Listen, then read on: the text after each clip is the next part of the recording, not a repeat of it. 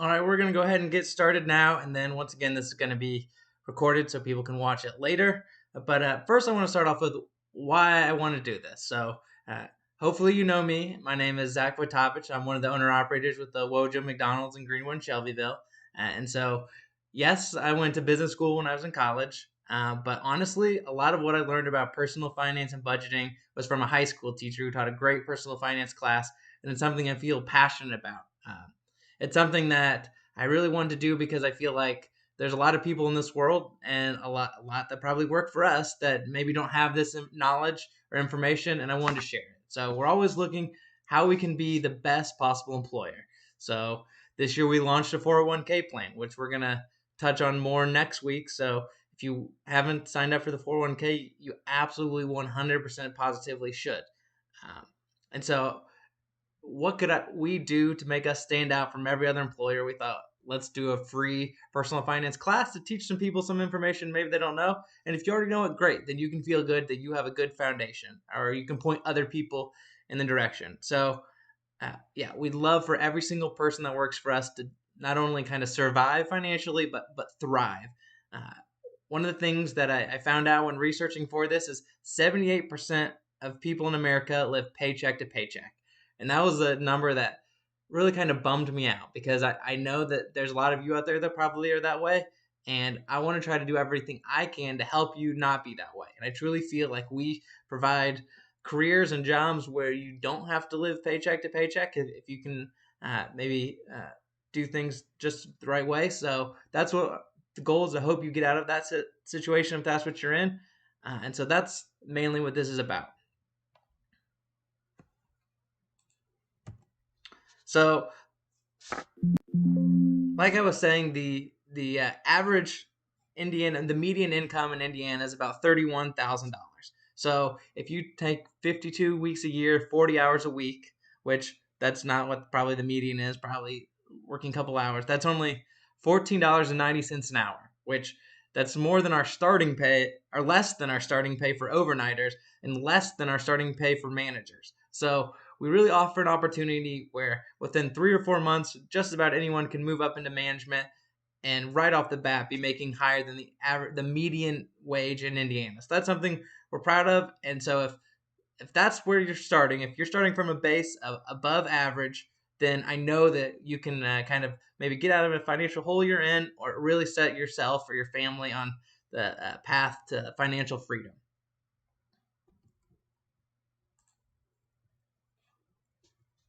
So, a lot of what we're going to talk about today is inspired by a man named Dave Ramsey. He's a financial expert. I like a lot of his stuff. I think it's easy to understand. And the first thing we're going to talk tonight about is money goals. And so, it's really, I guess, intimidating to think, where do you start with personal finances? And the thing is, we don't want to try to tackle everything at once. If you're in debt, if you have kids that you want to send to college, if you want to retire, all those things are important, but we want to start one thing at a time. And so we want to make sure we're not also going too far ahead. And so these are Dave Ramsey's 7 baby steps, and I think these are perfect. So number one, start off with $1,000 emergency fund. If you don't have $1,000 saved up in a bank account, that's going to be step one. That's what we're going to strive for first, and we're going to put everything else on the back burner. Next is paying off debt, specifically credit card debt, and we're going to talk about that debt snowball later. Next, then you want to save up for 3 to 6 months of expenses and savings as kind of a bigger emergency fund. Now, once you have that done, and I would lean towards the 3 month side because I think that it's important to get into step four, and that's invest 15% into tax favored accounts. Well, cool thing about the 401k plan we started, it is the best tax benefit retirement account that you can have. And we also offer employee matching, which we'll talk about next week. Think about where you are and what's your step. And like I said, don't worry about the other steps. Focus on whatever your next step is, and that's where you want to look at. The only thing I would add to this is you should also, at the same time, put 6% into your 401k basically now. And the reason for that is us as Wojo McDonald's, if you put 6% of your paycheck into your 401k, we're going to put 3% of additional in there. So you're essentially getting a 3% raise. You don't have to do anything else that doesn't come from your pay, but whatever pay you receive, if you put 6% of it towards your retirement, we're going to put a 3% in additional pay to try to help you, to incentivize you to go towards retirement. So that's the 7 baby steps. Pick what goal you have. And so how do we go about doing that? And the most important thing that we're going to have to do is create a budget. And I know budgets, it's not a fun word. It's not exciting to have a budget. But I think there's a lot of good that can come from a budget, not only in just the benefit of knowing where your money is going, but also a budget can be really freeing. I'm sure all of us have made a purchase before that we felt guilty, like, oh man, I probably shouldn't have bought that, but I really wanted it. Well, if you have a budget, you can budget for those fun things. I think that's something you should do. And then you don't have to feel guilty. You can spend that money and know I save for that. It's in my budget, and it can take away some of that shame of spending, which I think is a lot of what we have when we spend money on eating out or gifts or just any kind of fun stuff. But having a budget can allow you to not do that. And so specifically, we want to do a zero-sum budget. Now, what that means is you don't have any extra. You might have a little, one part of your budget is miscellaneous, but basically you want to account for every single dollar. And I'll say that creating a budget is hard, that you're going to try this and you're going to be way off. So if you want to get more in detail of how do you create this budget, we're only going to talk for like 35, 40 minutes a day and then have some time for Q&A. We can't get through everything. But if you look in the description of this video, I added links to several different articles that explain this stuff in detail. But the key with the zero-sum budget is like it's going to take time. So don't be discouraged if you're way off the first time. You want to make sure that it takes probably 3 months before you get it right. So the first time, list your income. If you have a second job, side hustle, dual incomes, write down all of that. And then what you want to do is start with your what Dave Ramsey calls your 4 walls. That's your food, utilities, shelter, and transportation.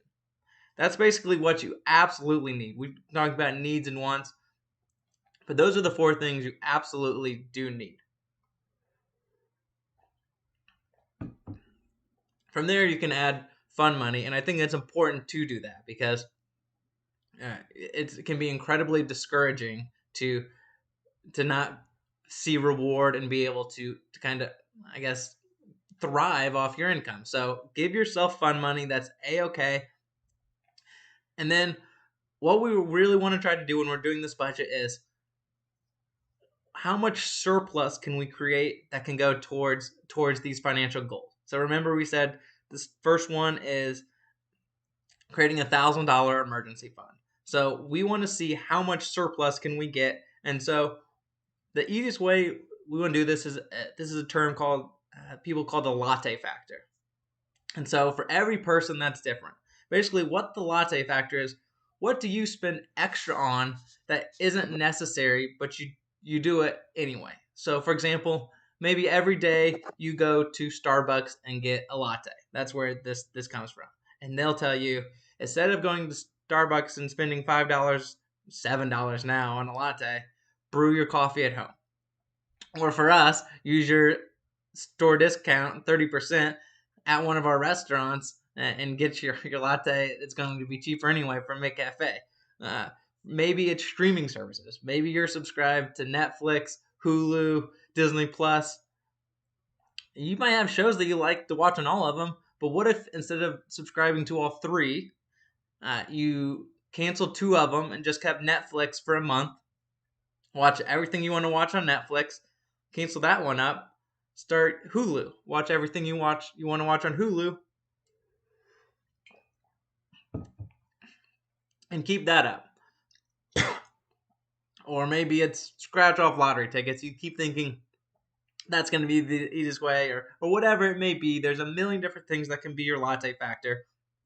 But when you're making your budget, sit down, and once you The first month, record all of your expenses. What did you spend your money on? And there's free apps that you can track your money and see, and it'll automatically bundle. You spent this much on this much on that. I've linked to different places you can get that in the show notes as well. So figure out for you potentially what is your latte factor. What is it that you can save money on to put towards those 7 goals we talked about earlier. So maybe you've got that $1,000 emergency fund, and it's to paying off debt. And we want to do everything we can to make that money towards the 7 goals bigger and bigger every single month. And so uh, that's the other part that's important, is you're not going to knock all this out the very first month. Go take baby steps. It's okay. If you go from not working out to trying to work out 7 days a week, you're going to burn out and it's not going to work. It's the same thing with creating a budget and personal finance. Maybe right now you're putting 3% of your income towards your goal, your whatever your financial goal is right now. Maybe next month 5%, and then 7%, 10%, and just work up that way. It doesn't have to be straight. Go to 30% and cut all the fun and things that you normally splurge on out of your budget, but we do want to work on it. So that's kind of the key to budget, is kind of figuring out what that is for you, which leads us into the next thing, and that's debt reduction. And I think this is the one that people probably were the most interested in hearing about in today's lesson. And so there's a really good method called the snowball method, and we're going to talk about it. But from the top, unfortunately, there is no easy fixes. You've probably seen ads for debt consolidation, or people that will try to there's some scams out there to be really careful about when it comes to debt reduction. The best way is to kind of handle it yourself. This is something I'm not an expert on, but like I said, I have a really good method that I believe in. So this is one where if you feel like you need more help, you can reach out to me and I can try to point you in the right direction. And I know I can try to help you out, and that goes with all of this stuff. I'm not going to post it in here on the YouTube, but my phone number is posted up in all our restaurants, and all of your GMs have my email. So if you're unsure about or have more questions that you didn't want to ask on here, you can text me, email me, and I'll be happy to answer them. So what we're going to do is we're going to use 2 rules and 1 method. So the first rule is full stop, no more debt. If you have credit card debt right now, do everything in your power to stop adding to that debt.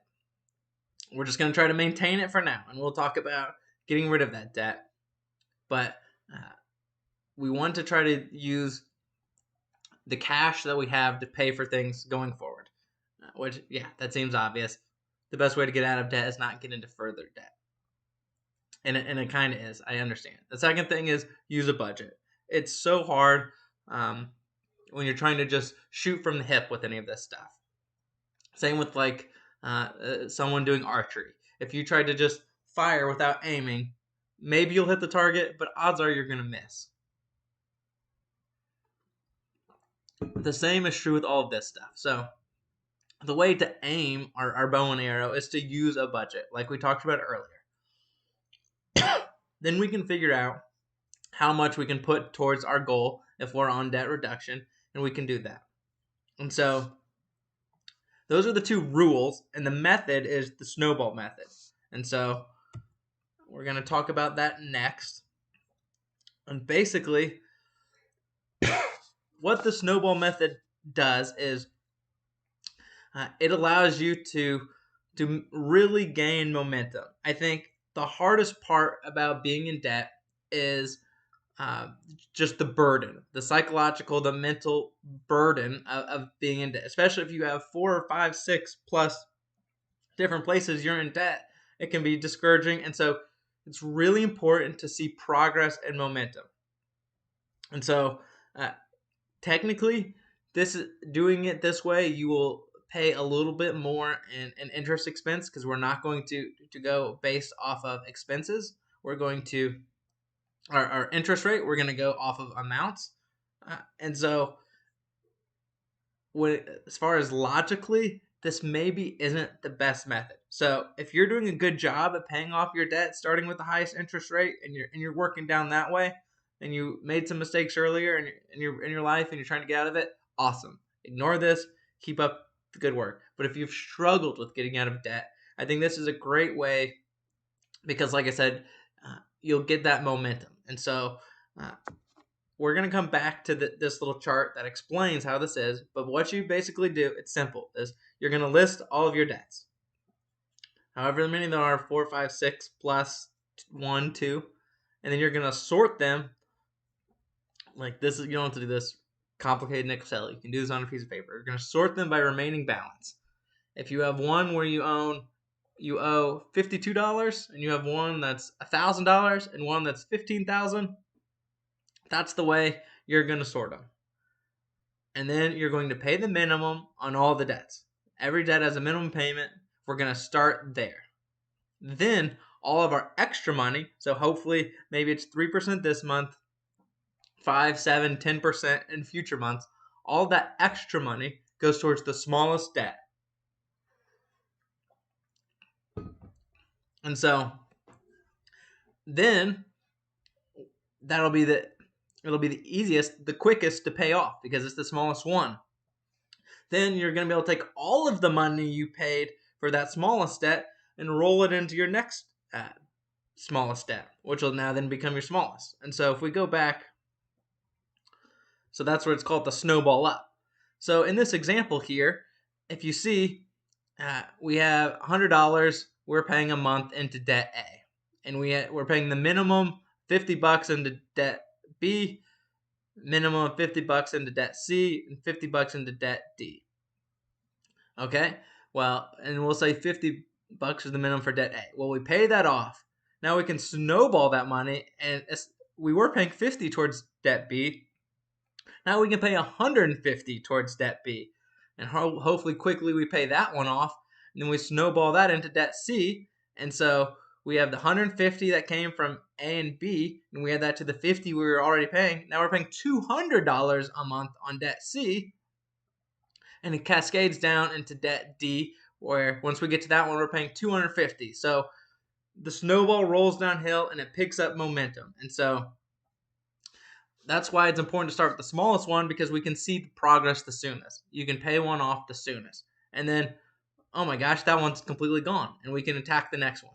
And then the more and more that you keep paying off, the bigger and bigger the bigger snowball you can roll onto your next debt. And so the main benefit, like I said, of this is psychological, because you know what? At the end of the day, it's a burden to be in debt. We understand that it's not easy to be in debt. And so that's why we want to use this snowball method to get out of it. And it's something that, like I said, this has to work in tandem with the budget that we talked about earlier. So you have to know how much can you put in your budget towards your financial goal. So that's where we started. We had our 7 financial goals, and let's go back to them really quick. And so whether you're at the emergency fund or you're paying off debt or somewhere down the line, once you get to the last 3, you're going to do them at the same time. But the first or last 4, once you do 4, 5, 6, and 7 at the same time. But we're going to, steps 1 through 3, we take off one at a time. And so we do that with our budget and what can we put towards our extra. That way we can hit whatever baby step we're working on. And then we can do this snowball. Another thing I'll say to help with this is one thing that we really pride ourselves at here with our McDonald's organization is we do raises twice a year. So maybe it's hard for you to scratch out your budget. Well, guess what? You've got a raise coming in here probably about a month and a half. January, at the end of January, we do our next round of raises. Whatever you get towards your next raise, maybe that's what you're going to put towards your bonus, your extra, your goal that you're going for. And then you can pretend that you're making the same money that you were before. And that's a good way to kind of keep leveling up because, um, like I said, it's a challenge and it's hard to do these goals, but we want to make sure that we can get there. The last thing I want to kind of touch on a little bit today is credit score, because I think a lot of people either don't have a credit score. This was me. So um, about when I was 24, 25 years old, I kind of moved back to Greenwood, and I was looking to potentially buy a house and start thinking about that. But then I looked and I didn't have a credit score. I didn't have a bad credit score. I just didn't have one. I'd never had a credit card before. Uh, I paid bills in college and things, but for some reason for whatever reason, since they were paid through my apartment, that it didn't get put on my credit report, and so I had to create credit and start credit. So maybe that's you. Maybe you've heard credit cards are bad, and you know what? They 100% unequivocally absolutely can. That's why we talked about getting out of debt. The interest rates on credit cards can be tough, and it can really be a burden. That's what we talked about earlier. Uh, but they're almost a necessary evil to get credit. And so maybe that's you.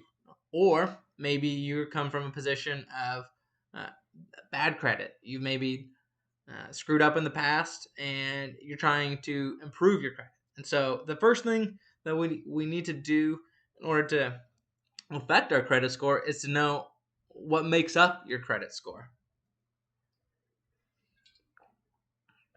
So here's a little chart that shows that. And we'll start off with payment history. 35% of your credit is are you paying on time? And so if you're late, usually by anything less than 3 months, I'm going to say usually because there can be exceptions to this rule, but anything less than 3 months typically doesn't hit your credit report. Once you're 90 days late on a payment, that's when it pulls up in your credit report. Typically, a late payment or a missed payment is usually on there for 7 years. So that's why it's really important to make sure you're at least making those minimum payments if you're in debt, because it can be harder and harder to be saddled on there. But 7 years might seem like a long time, but it does eventually drop off. It's not on there forever.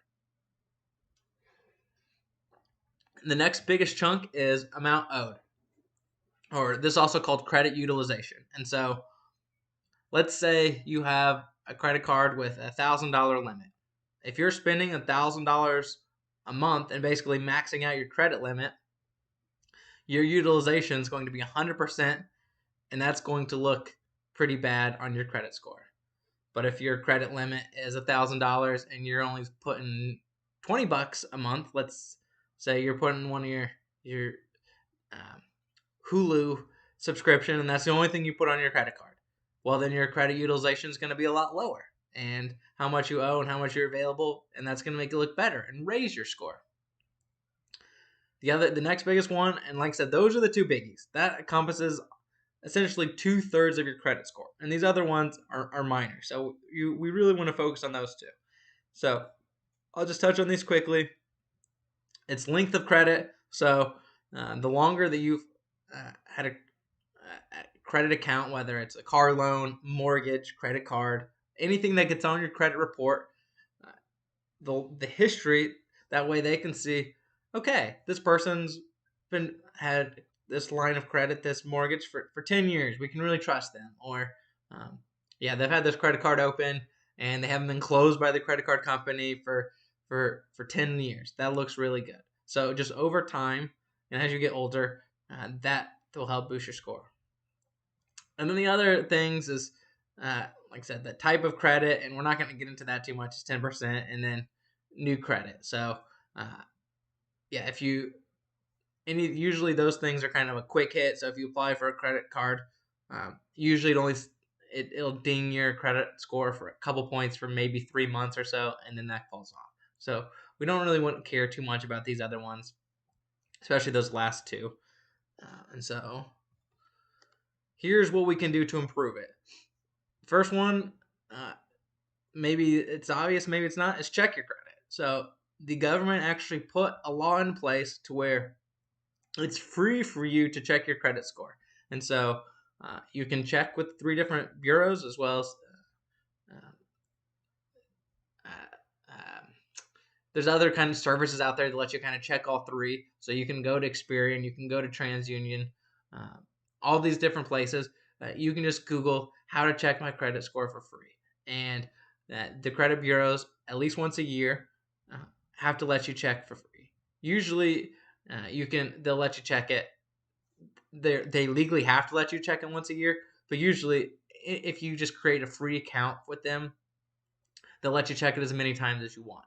So you can check it constantly. So number one, you got to know what it is. And then once you see your credit score, it'll kind of tell you, here's what's making your score go down, here's what's making your score go up, and you can kind of get some personalized tips. And then the next maybe kind of obvious one is pay bills on time. And so that's, like we said, that's the biggest thing that affects your credit score, is that payment history. And so that's why it's critical to pay your bills on time. And so, um, well, like we said, if you messed up before, you missed that, it's okay. That does fall off, but make a line in the sand with yourself and say, from here on out, I'm going to pay my bills on time. And so, uh, the next thing that's maybe kind of not as obvious we want to talk about is uh, keep old credit card accounts open if they don't have an annual fee. So maybe you went to Kohl's and they said, you can save $50 on this purchase if you sign up for the Kohl's credit card. And you thought, whatever. I want to save that $50. And you have got that Kohl's credit card, and it's maybe sitting in your wallet or it's sitting in a sock drawer. Well, those kind of credit cards, usually they don't have an annual fee. And you might think, oh, it's bad to have a bunch of credit cards, I should close all of my credit cards. You don't actually want to do that. You want to keep it open. And so you don't want to do that. If now there's some scummy credit cards out there. Those are usually the ones you get in the mail and the card's already in it, and it just says, call this number and you can activate it and you can have $1,000 credit limit today, or those kind of things. Usually there's all kinds of fees on it when whether you use the card, or just annual fees where you don't get any benefit. Those cards where you have to pay a bunch of fees, it's not worth the help of your credit score. So yeah, you do want to close them. And they can be real tricky too. Like Capital One, which we'll talk about here in a second, is a really good, reputable credit card company that I think wants to kind of help people out. There's a company out there called Credit One, and their logo looks almost exactly the same, and people just assume it's the same company, and it's a scam. They'll send you stuff in the mail. You have to pay a bunch of fees if you sign up for the cards, and they're just kind of bad news. So you have to be really careful with this. But if your credit card doesn't have an annual fee, you need to keep it open. You don't want to waste and close a long account, because, like we talked about earlier, that length of credit history is one of the factors in play.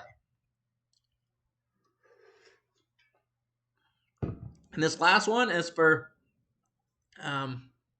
if, like we talked about earlier, if you don't have credit, which was me 7-8 years ago. If you don't have credit, you still can get a credit card. And like what we talked about earlier, the dangers of credit cards are out there. And so I would advise you need one for the sake of getting a credit score, but man, I wouldn't use it unless you can be diligent. But it's tough to even, that risk can be intense, and it's, once you get started with a bad habit, it's hard to stop. But if you haven't started, so if you're the kind of person that says, I've never had a credit card, I pay with my debit card or cash for everything, I'm not going to try to change you. That's good. That's the safest option you can have, but you probably need one for your credit.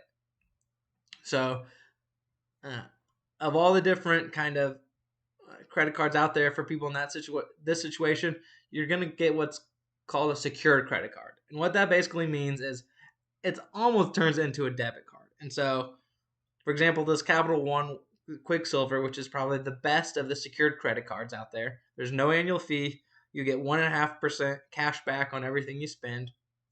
But like I said, don't play with that risk. But you're gonna put down a $200 deposit usually, and then they're gonna give you a credit limit that's equal to that deposit. So they're not going to risk you uh, falling behind. And so that's a way to get started. And so what I would just say, if that's you, the person we talked about earlier, then open this Capital One Quicksilver secured card. Put whatever, if you have one expense that reoccurs every single month, we'll talk about Netflix again. Put your Netflix on your credit card. Set up that credit card for auto pay for the full amount, and then put it in the sock drawer and forget about it. You're going to build credit.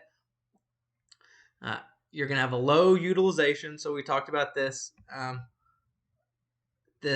amount owed.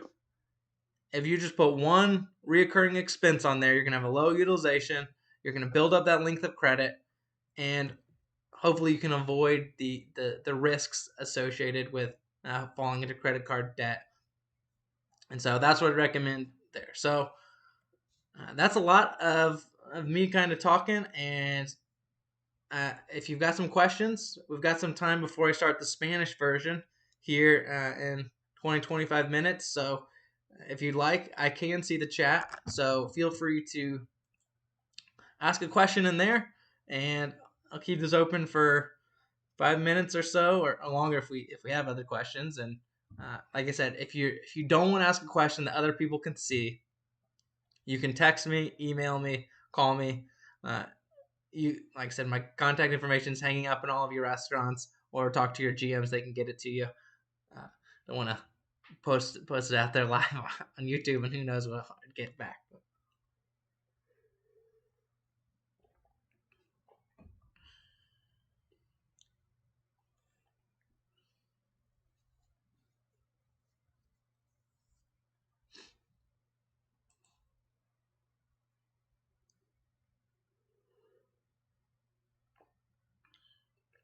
Okay, so Jessica said, you said there are links. Am I overlooking them?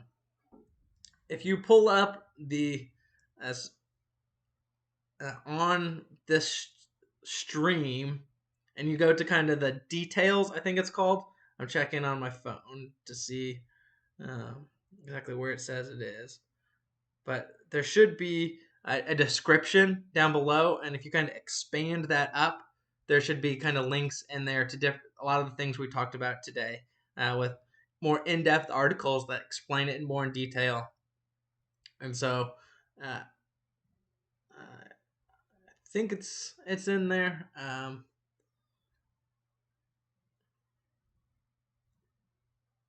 Let's see if I can find it. More in-depth articles that pulling up on my phone. But so if you kind of close the live chat and you kind of oh, okay, it looks like it hasn't updated it yet. So sorry, Jessica, you're not overlooking it.